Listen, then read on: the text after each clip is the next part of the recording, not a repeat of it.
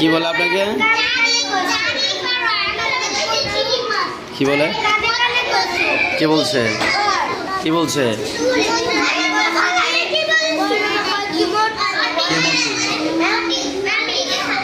ফারহান বেশি কথা বলেন। কে বলছে বলেন? আপনি কি মোটকু নাকি? আপনি কি মোটকু নাকি চিকন? তাহলে চিকন হলে তাহলে আপনি চেতন কেন? চিকন হলে চেতন কেন?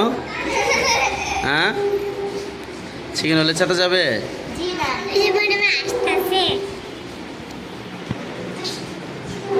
জারিফ, এরকম মোটকু বলা যাবে?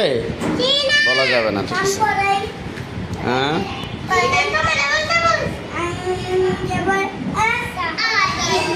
হ্যাঁ, কিভাবে ভাঙায়? হ্যাঁ, আবার বলেন কিভাবে ভাঙায়? বলেন শুনি কিভাবে? জারিফ কিভাবে ভাঙাইছ ওকে? বলেন কিভাবে ভাঙায়? এদিকে আসেন, এখানে এসে দেখেন, বিচার করবো তো কিভাবে ভাঙায়। আপনি ওকে এমন করলেন কেন জারিফ? আপনার নামে এত বিচার আছে কেন? হ্যাঁ, মানে বিচার দিতে পারছে এই জন্য অনেক খুশি। বিচার দিতে পেরে অনেক খুশি। ভালো লাগতেছে নাকি? জারিফকে মারলে আপনি খুশি? আচ্ছা, ওকে যদি মারি, আপনি যে ভেঙানোর কারণে মনে যে ব্যথা পেয়েছেন, এই ব্যথাটা কি চলে যাবে? হ্যাঁ, কীভাবে যাবে ব্যথাটা?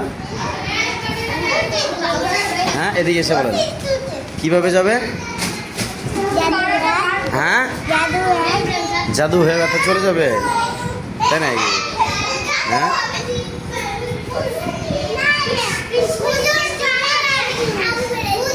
আপনারা এই যে অযথা মানুষের নামে বিচার দেন না, এই বিচার দেওয়া থেকে বিরত থাকলে, কারো দোষ গোপন রাখলে কি লাভ জানেন?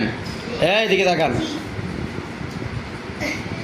সহি মুসলিমের 2699 নম্বর হাদিস। হাদিসের রাবি হচ্ছে হজরত আবু হুরায়রা রাদিয়াল্লাহু তাআলা আনহু।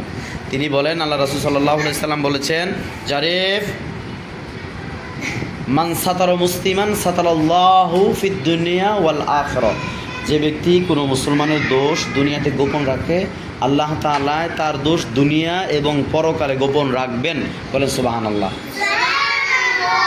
এই জন্য অযথা কারণ আমি বিচার দিব আমরা? অযথা কারো দোষ প্রকাশ করব?